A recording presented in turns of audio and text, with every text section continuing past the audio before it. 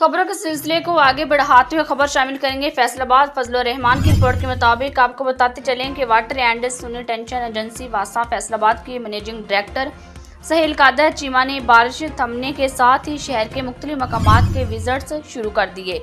आपको बताते चलें कि एमडी वासा सहेल कादर चीमा जेल रोड, मनवरा क्लब रोड और एमसीएम स्कूल समुद्री और रोड, सोसा रोड, मदीना टाउन पहुंच गए और निकासी अब के इकदाम का जायजा लिया। उन्होंने इन तमाम पॉइंट्स पर मौजूद फील्ड अफसरान व स्टाफ को बारिश के पानी की जल्द से जल्द निकासी के लिए खसूसी इकदाम करने के हवाले से हदायत जारी की।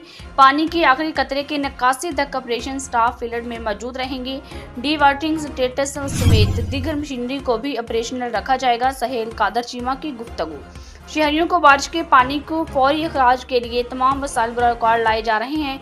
अवाम को रिलीफ देना तरजीहात में शामिल है। एमडी वासा सहेल कादर चीमा की गुफ्तगू। ऑपरेशंस अफसरान दफातर से निकलकर फील्ड में मौजूद हैं। तमाम होर्डिंग पॉइंट्स से पानी की मुख्तसर वक्त में निकासी की तकमील अवली मिशन है।